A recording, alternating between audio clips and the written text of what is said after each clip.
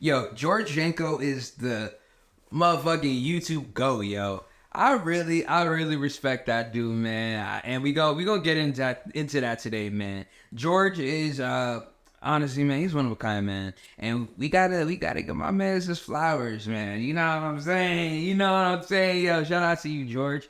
So I've been a fan of George Janko for a minute. I'm not gonna say I've been a fan of him since like he been doing like Vine and whatnot. Like I ain't know about that. I ain't know about when bro was a musician or nothing.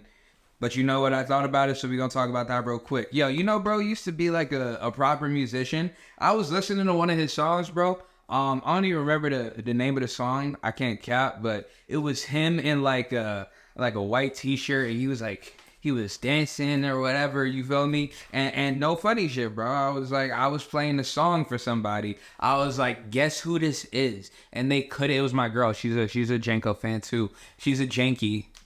I just made that up. I don't think that's gonna stick. So I told my girl, I was like, yo, guess who this is? And she was like, I don't know, like Bruno Mars. Like, who is this? I don't know.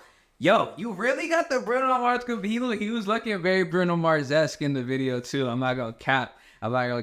But yeah, man, talented dude. Which like, okay, so I became a fan of George from the Impulsive podcast. The episode was 6ix9ine. If you know, you know. If you're a George fan, if you're an Impulsive fan, you know that episode with 6ix9ine. It went crazy. Mr.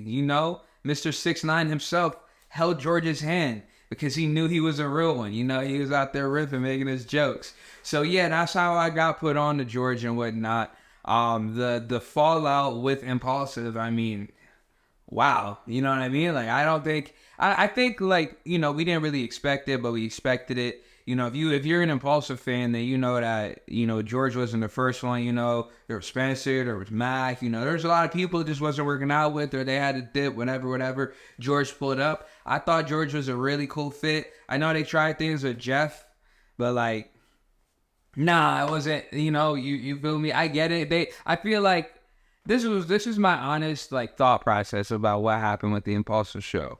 And I can't speak for everybody, but I can speak for myself and a couple of the viewers. I feel like a lot of people became a fan of the show as a total, and then like with George on it, like the trio, I feel like everyone was fucking with the trio type shit, you know what I mean? And then they try to replace him, but it was someone who didn't have George energy, bro. You gotta have George energy. You can't just like, come on, man. You feel me? And yeah, so I think that's just kind of what happened with the show. You feel me? Like I'm not gonna lie, I haven't been watching as much Impulsive, and I think it's just because like I'm a big Logan Paul fan. I'm a big Mike Malak fan, but I feel like a George supporter, if that makes sense. And I'm not saying that I ain't bought a merch yet. You feel me? Hey, Georgie, if you watch this, have me on, man. Have me on the show. And, we'll make a song together. You feel me? I like to sing too, dog. I like to sing too. Do-do-do. Do-do-do. Now, is that it? Nah, I'm nervous. I can't do it right now. You're watching. Too many people are watching. Anyways, but yeah, man, I really do like to look at myself as a George supporter. Like, I vibe with bro. And recently, bro went crazy. He did the Andrew Tate interview, dog. What? The Andrew Tate interview? First off, I feel like that's the first time it actually felt like Andrew Tate. Nah, you know what? Scratch that. Every Andrew Tate podcast I've seen, for the most part, has been Andrew Tate interview. Like, motherfuckers just like asking him questions and Andrew just talking and yelling. Or it's motherfuckers who just like fanboying over bro, you know what I mean? Excuse me. Fanboying over on me. And I felt like George, you could tell that he vibed with him, but he was like, yo, I don't believe everything. But it wasn't a hate piece either, They was having a genuine conversation. And honestly, I respected that. I was like, yo, George really, he out here interviewing anybody. Like that's what's up. Because he knows who he is, you know what I mean? Like, he's just who he is, wherever he at. And I really respected that, bro. And then honestly, it gave me a different view of old Tatey boy. I was like, this isn't too bad. It was cool to see him be like, you know what? You gave me something to think about. Cause you know, like, yeah, if you man, you on the internet, you know Andrew, bro. You know he know everything. Can't nobody tell him nothing. You feel me? But George gave him something to think about. George gave him something to sit down with, man. And that's awesome. You know, that's super awesome. I hope this video makes it to George, man, because I really do feel like give people their flowers while you can. And honestly, one thing that I really got to say that George has like personally like made a huge difference in my life is just the fact that like he loves God. He loves Jesus specifically. He loves God, and he's just still such a regular person. And I know that sounds weird.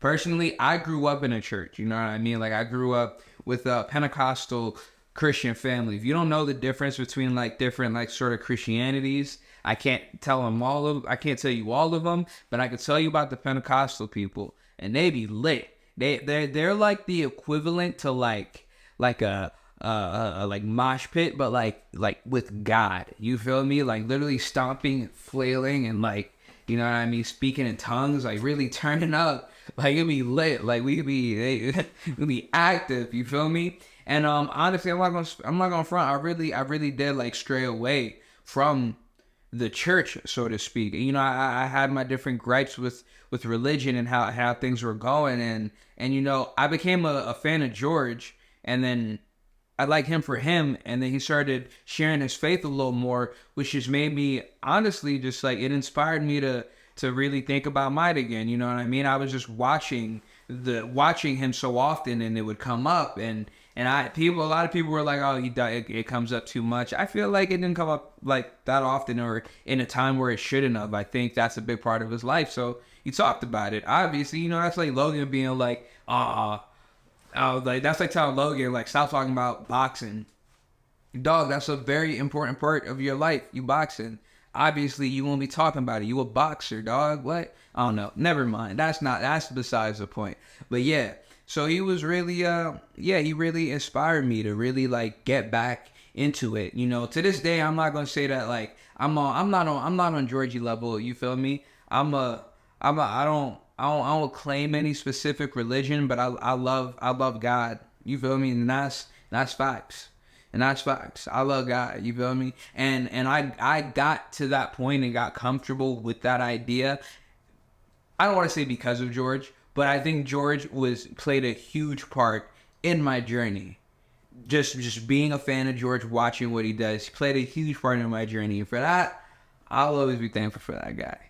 George Janko, you a real one, man. I can't wait to see what you do in the future. You know, hopefully you come to Charlotte. It's Charlotte, North Carolina. That's where everyone be at. But yo, if you come to Concord, I'll help you find a dope spot. It's just gonna be better, cheaper, better parking, and it's gonna be better for everybody. People don't even know about Concord. They just know about, man, I got the inside scoop, dog.